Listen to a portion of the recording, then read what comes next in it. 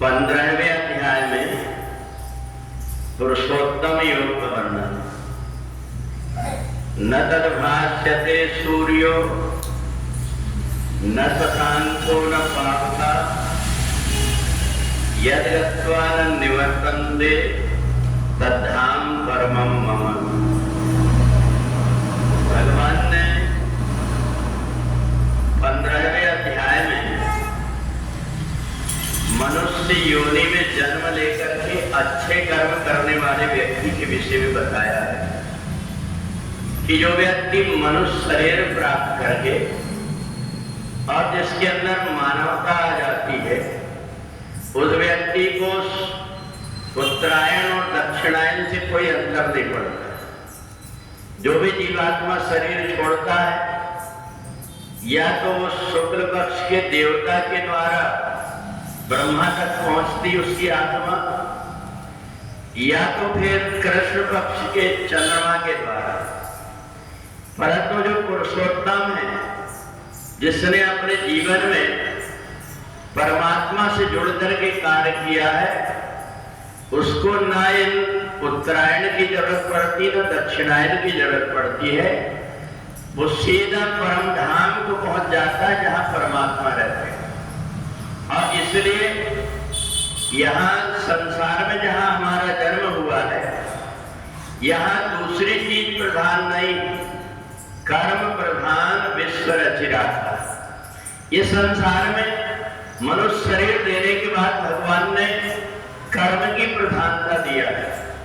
हमारे द्वारा कर्म कैसे हो रहे हैं? हमारे द्वारा जो कर्म होते हैं, उस संसार से किसी को कष्ट तो नहीं हो रहा, कोई परेशान तो नहीं हो रहा, कहीं ऐसा तो नहीं कि मैं किसी आवेश में आकर के कोई कार्य ऐसा कर रहा हूं जो मेरे को नहीं करना चाहिए। तो पुरुषोत्तम व्यक्ति वही होता है जिससे अगर जो व्यक्ति परमात्मा से जुड़ा हुआ होता है, अगर उससे जरा सी कोई गलती होती है, उसको बार बार वही लगते रहता, भले उसको कोई ना बोले, पर उसको बार बार लगते रहता है कि ये मेरे से गलती हो गई, मेरे से गलती हो गई।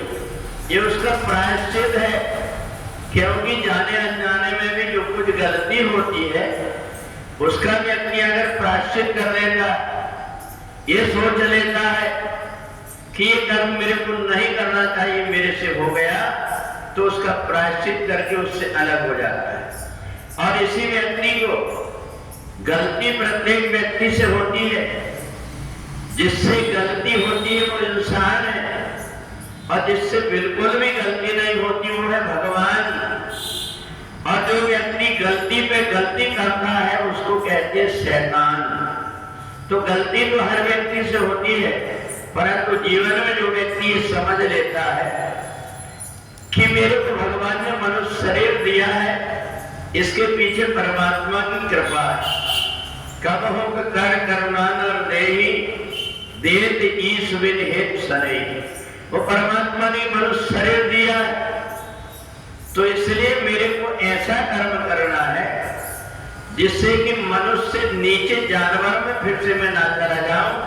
और इसलिए वो परमात्मा से जुड़ करके कार्य करता है। परमात्मा किसी जीवात्मा से कुछ चाहते नहीं, और ना उससे ये चाहते हैं कि वो अच्छा कर्म करेगा तो परमात्मा को लाभ होगा, बल्कि अच्छा कर्म करेगा तो उसकी खुद की ही उन्नति होकर के वो मनुष्य से देवता बन जाएगा।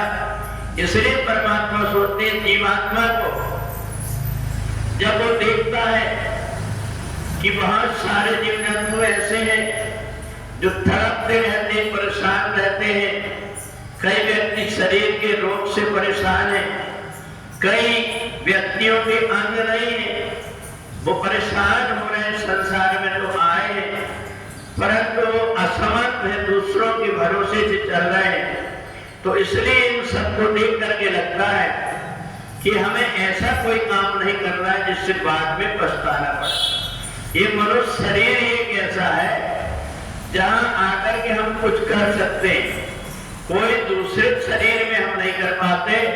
इसलिए शरीर के लिए देवता भी तरसते हैं, और इसलिए भगवान ने अर्जुन से कहा कि तुम संसार की सब आसक्ति को छोड़ करके अच्छे कर्म की तरफ लग जाओ तो मेरी कृपा अपने आप हो जाती है।